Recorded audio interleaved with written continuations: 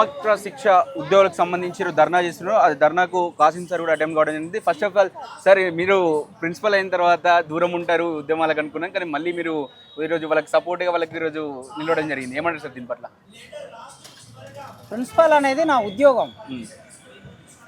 భారత రాజ్యాంగం నాకు వాక్ సభా స్వాతంత్రపు హక్కు ఇచ్చింది కనుక హక్కులో భాగంగా నాతోటి నాలాంటి ఉపాధ్యాయులు, పాపం వాళ్ళ స్త్రీలు, ఈ ఎముకలు కొరికే చలిలో ఈ వర్షములో వాళ్ళు ధర్నా చేస్తున్నారు. అది న్యాయమైన డిమాండ్.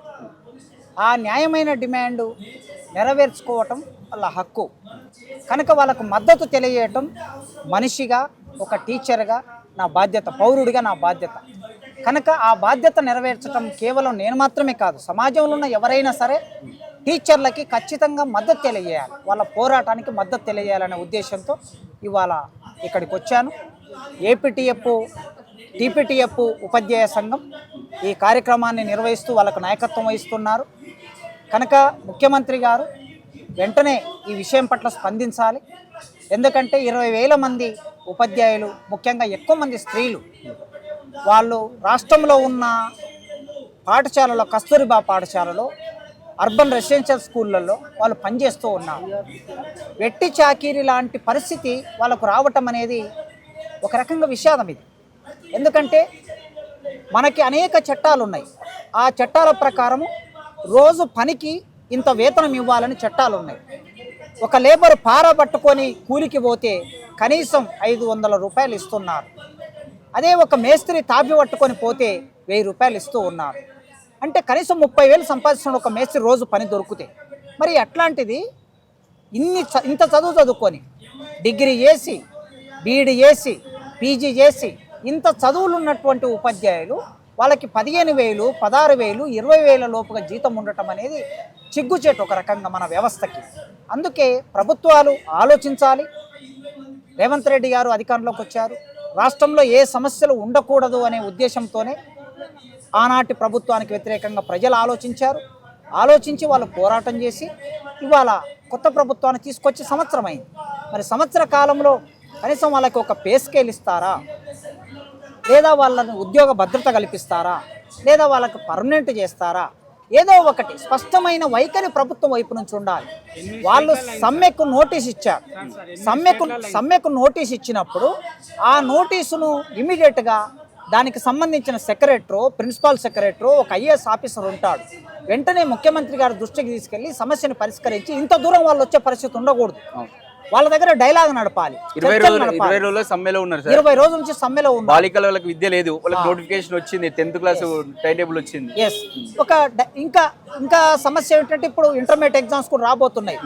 టైం టేబుల్ కూడా ఇచ్చారు, ప్రాక్టికల్స్ కూడా నడవబోతున్నాయి. కొన్ని చోట్ల అప్గ్రేడేషన్ అయినటువంటి ఇంటర్మీడియట్ కాలేజీలు కూడా ఉన్నాయి ఇది కేజీవీపీలో. అందుకోసమే ప్రభుత్వం స్పందించవలసిన అవసరం ఉన్నది. ఇప్పుడు చాలామంది మిత్రులు చెప్తున్న దాని ప్రకారం ఇదేమి ఈ రాష్ట్రానికి సంబంధించిన సమస్యనే కాదు. చాలా రాష్ట్రాల్లో ఇప్పటికీ ఒక 4-5 రాష్ట్రాల్లో ఈ కస్తూరిబా పాఠశాలలో పనిచేస్తున్న ఉపాధ్యాయులని పర్మనెంట్ చేసిన చరిత్ర ఒకటి కనిపిస్తూ ఉన్నది. మరి అక్కడి ప్రభుత్వాలకి రాని సమస్య ఇక్కడి ప్రభుత్వానికి రాకూడదు. ఒక 20,000 మందిని పర్మనెంట్ చేస్తే ఈ ప్రభుత్వానికి వచ్చే నష్టం కూడా లేదు. ఎందుకంటే ఆ పాఠశాలలో 1,25,000 మంది విద్యార్థులు చదువుకుంటున్నారంటే వాళ్ళు మన పిల్లలే, అంటే మన రాష్ట్రానికి సంబంధించిన పిల్లలే. అందుకోసమే ముఖ్యమంత్రి గారు ఈ విషయం మీద దృష్టి సారించాలని నేను కోరుకుంటున్నాను. అంటే మామూలు ఈ గురుకులాల ఉద్దేశం పెట్టిందే ఎందుకంటే బాలికలకు చదువును అందించాలి, అట్టడుగు ప్రజలకు మెయిన్గా ఎస్సీ ఎస్టీకి సంబంధించిన వాళ్ళకు విద్యను అందించాలి. అంటే ప్రభుత్వం ఇటువైపు ఏమో కొత్తగా రెసిడెన్షియల్ ఏర్పాటు చేస్తాం, విద్యను ప్రతిష్టం చేస్తాం, విద్య మంచిగా చూసుకుంటామని చెప్పి చెప్తా ఉంది. కానీ ఎక్కడో మరి ఇక్కడ ఉన్నటువంటి ఈ ప్రాబ్లమ్స్ మాత్రము నిర్లక్ష్యం చేయడానికి ప్రధాన కారణం ఏమంటారు? అంటే ప్రభుత్వాలకి విషయం పట్ల సమగ్ర అధ్యయనం లేకపోవటం, అవగాహన లేకపోవటం. ఐఏఎస్ ఆఫీసర్లు ఏదో చెప్తారు, మంత్రులు ఏదో వింటారు, ముఖ్యమంత్రి అలా నడుస్తూ ఉంటారు. వారు ఇప్పుడు ఇంటిగ్రేటెడ్ రెసిడెన్షియల్ తీసుకొస్తానని ముఖ్యమంత్రి గారు అంటున్నారు. నేనేమంటున్నానంటే ఇంటిగ్రేటెడ్ రెసిడెన్షియల్ తీసుకొచ్చి ఒక 2,500 మందిని ఒకే దగ్గర పెట్టి మీరు బోధన చేస్తామంటున్నారు. నా దృష్టిలో అది సక్సెస్ కాదు, అది ఒక ఫెయిల్యూర్ ప్రాజెక్ట్ అవుతుంది భవిష్యత్తులో. ఇవాళ నేను మీ ముందు మాట్లాడాను తొలి వెలుగులో, మన తొలి వెలుగులో మీతో మాట్లాడుతున్న ఈ మాట. ఇంటిగ్రేటెడ్ రెసిడెన్షియల్ అనే ప్రాజెక్టు భవిష్యత్తులో ఇంకొక 5-10 ఏళ్ల తర్వాత ఫెయిల్యూర్ ప్రాజెక్టుగా మన ముందు ఉండబోతుంది. ఎందుకు నీ మాట అంటున్నానంటే ఒక 500 మంది ఉన్న పాఠశాలనే మీరు సరిగ్గా నడపలేకపోతున్నారు. అవును, ఇన్ని సమస్యలు. కస్తూరిబా పాఠశాల 200 300 మ్యాక్సిమం 500. అదేవిధంగా SC residential, social residential, tribal residential, BC residential ఇవన్నీ కూడా 500 మందే ఉంటారు అక్కడ. 500 మంది చదువుకునే పాఠశాలని మీరు సరిగ్గా నడపలేని మీరు 2500 నుంచి 3000 మంది విద్యార్థుల్ని ఒకే క్యాంపస్లో పెట్టి మీరు నడపగలుగుతారా? నడపలేరు. అంటే విద్యారంగంలో ఉన్న వాళ్ళం కనుక మాకు ఈ ప్రాక్టీస్ ఏమిటి, దీంట్లో ఉండే సాధక బాధకాలు ఏంటో తెలుస్తాయి. అందుకే దాని మీద కోట్ల రూపాయలు ఖర్చు పెట్టడానికి రేవంత్ రెడ్డి గారు ఆలోచిస్తున్నారు. నేనేమడుగుతున్నా, మీరు దాని మీద ఖర్చు పెట్టే బదులు ఇక్కడ ఉన్న ఈ టీచర్లను పర్మనెంట్ చేయండి, క్వాలిటీ ఎడ్యుకేషన్ ఇక్కడ నుంచే బయటకు వస్తుందని నేను కోరుకుంటున్నాను. అంటే ఇక్కడ మెటర్నిటీ లీవ్స్ కూడా లేవని చెప్తున్నారు మహిళా ఉద్యోగులకు సంబంధించి. దారుణమైన పరిస్థితి కదా సార్.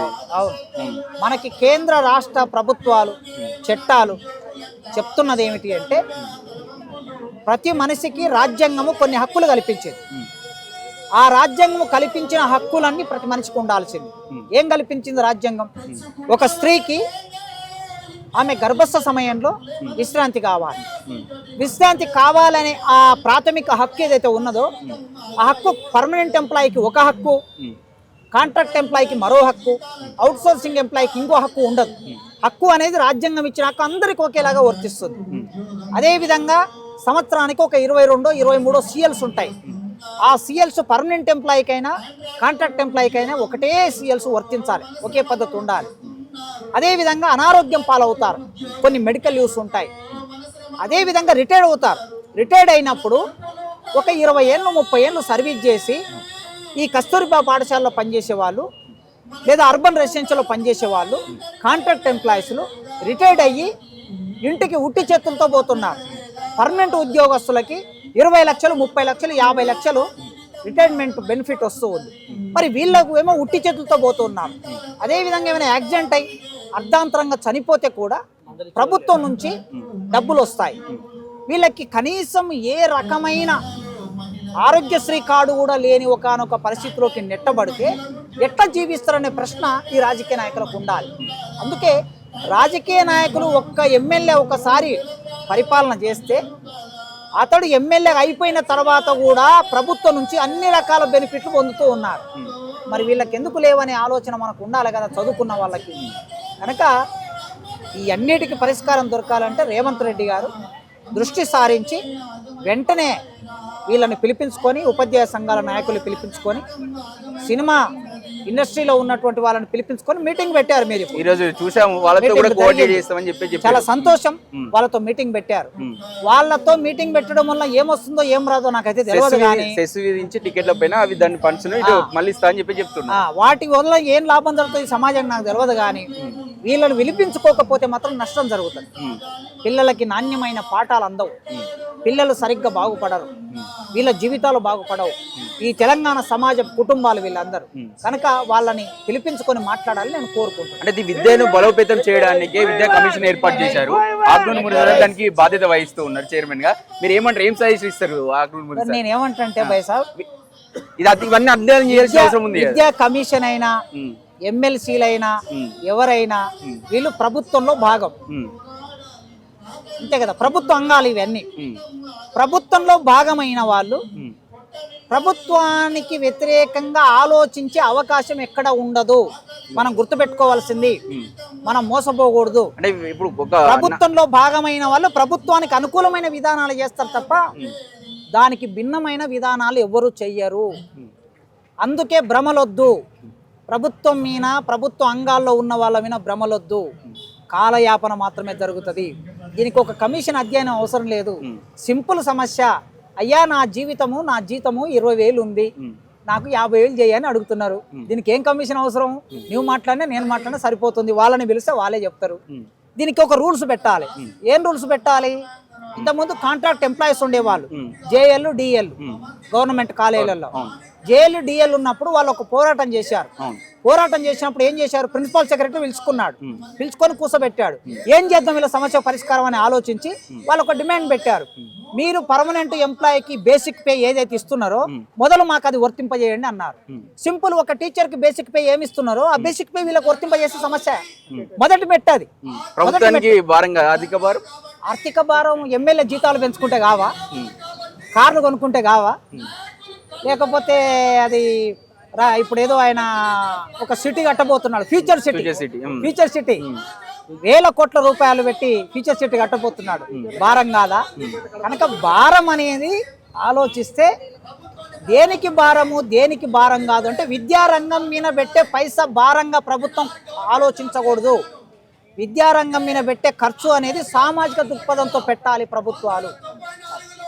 ఇది కాసిం సార్ చెప్తున్నారు, ఏదైనా సరే విద్యారంగాన్ని నిర్లక్ష్యం చేయొద్దు, విద్యారంగాన్ని ఎట్టకేలకు ఇంత డబ్బులైనా విద్యారంగం మీద పెడితే వేస్ట్ కావని చెప్పి మనతో పాటు కాసిం సార్ చెప్తున్నారు. కెమెరామ్యాన్ గణేష్తో అక్షిత్, హైదరాబాద్.